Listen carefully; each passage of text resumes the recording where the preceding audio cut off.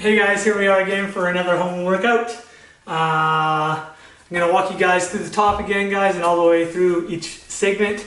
Talk about a couple of key points of performance and bring it to a summary of a workout or a WOD at the end. In the first piece of this, guys, part A is going to be continuing on with those circular rotations. We're going to spend about 5 minutes in it on the lower body on the cars this time. And the second piece to this workout, guys, is going to be another activation piece. Again, we're looking at a 10-minute AMRAP, where we're going to just kind of go through it as many times as we can in 10 minutes. You can probably get 2 or 3 rounds out of that piece. And it's going to give you some lower body activation. And then the third piece to today, guys, we're going to do a little bit of strength work in there. We're going to be doing some stationary lunges, weighted ideally if you have them. And we're going to superset that with the ab mat sit-ups if you have an ab mat, or a towel underneath your back for your ab mat sit-ups. And then a little bit of rest in between. That's going to be kind of lower tempo and just an extra piece for today. And then at the end of this, guys, get into the workout.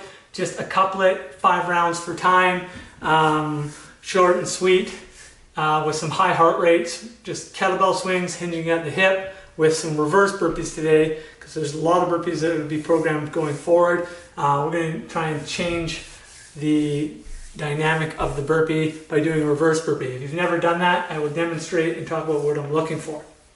So from the top, guys, the controlled articular rotations of the hip. We're going to start first things off, guys, with that kind of knee as high as it can go. Then we're going to draw that out to the side. From there, guys, we're going to lift the heel ever so slightly, slowly rotate that knee into what's called full hip extension. And then we're going to bring that hip back up again, guys. Again, trying to keep that heel high first, and then start to rotate all the way across until we get to hip extension again. Bring yourself past in and out of that a few times on each leg, guys. Try and move it as slow as you can. And if you're finding you're not having the best balance, or that you're hinging or bending from the back at all, go ahead and hold on to the wall as you bring yourself through that motion and try and give yourself a little more security. We also want to look out for, guys, not dumping the pelvis as we're doing that. We're trying to actually get the hip socket to get some good control and range. So if I dump at the pelvis, it'll look like this, guys. As I bring the thing up and I kind of rotate over, I might go like that. We're trying to avoid that, guys. So keep that rib down, draw the hip over, rotate through with that rib down best you can. Try not to get that big rib flare. Next piece on the rotations today, guys, we're going to actually just sit down right on the floor for this. Make things nice and easy, get lazy.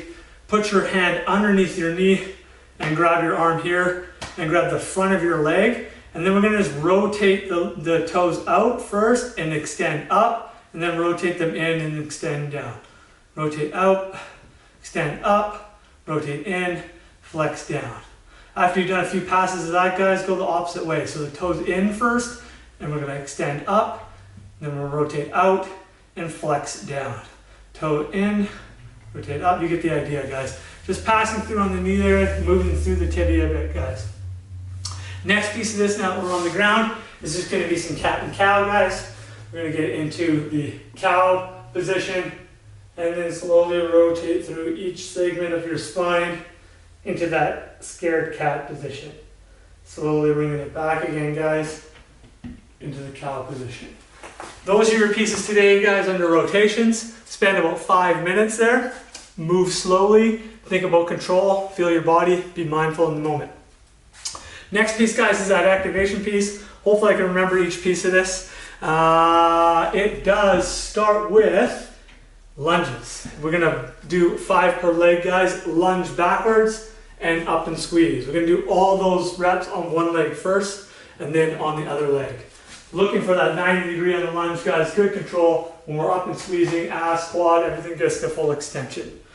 Next piece to that one, guys, is going to be the hollow rocks. I think we all know what they are. Best you can to get a nice strong hollow position. Rock through 10 rocks. We're going to say there and back is 1 rock. Next piece on this one was going to be, oh, where's my cheat sheet, guys? Sorry, lots to remember through this really quickly again. Scorpions, that's why. Scorpions look like this, guys, on the ground like so. We're going to lift the heel and slowly try and bring that toe as best you can to your hand. Again, to the other side, lift the heel, slowly try and bring that toe to the hand. Nice and controlled as you're moving through the movement, guys. Get back on your feet, guys, and give me some fast feet from there. And then last piece of this, guys, is going to be some sort of hip hinge. If you have nothing to hinge with, you could just hinge at the hip and into a good position, hinge at the hip, into a good position, or you can swing a kettlebell. Or, of course, guys, if you just have some sort of random odd object, you're going to bring that thing through the hip and hinge at the hip. Bring that thing through the hip, hinge at the hip. We're not going to swing this odd object yet. We might be doing that, or we will be doing that, I should say, in the workout later. Again, that could be a rock or anything that you have, jugs of water full of weight, a jug full of water to weight it up, etc. The next piece, guys, after you've gone through that activation piece now, is of course the kind of strength component. When we're getting into lunges on this, guys, there's a bit of tempo to it. It's just a 2-second negative, 1, 2, 1 second in the bottom, 1 up, 1 second pause at the top. Again, we're going to do all 10 per leg first, guys, and we can weight these now at this point. So you can do that nice rack position on the kettlebell.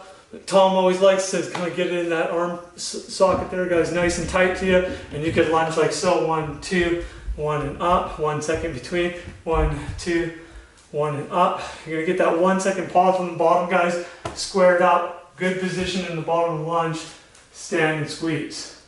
Once you've done your set of that, guys, you go immediately into those sit-ups. If you have an ab mat, go ahead and use the ab mat, and if you don't, you can just roll up a bath towel and put it underneath your back and support yourself that way.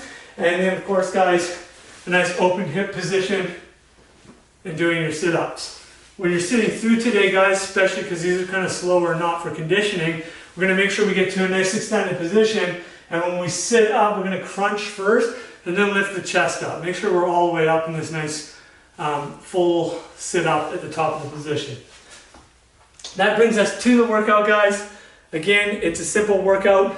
I'm going to hit the roof here. The swings today are going to be full swings overhead in the kettlebell swing. And I don't think I need to get into the details of how to do one. But go ahead, guys, and just hinge appropriately from the hip. Draw in close if you want and get a nice full lockout.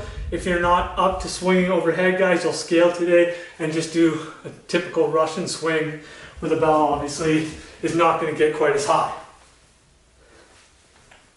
And the second piece to this, guys, of course, is those reverse burpees. Ultimately, you can do these in any fashion, getting to the ground backwards, laying all the way down, and then getting yourself back and jumping up. You can put one arm down if you want. You can squat down. Any way you want to get yourself flat onto the ground. To do these efficiently and to give yourself a little extra work through the midline, you're going to squat, get hollow like a hollow rock, and then pull your heels underneath you and jump up again. Let me just demo it, not talk.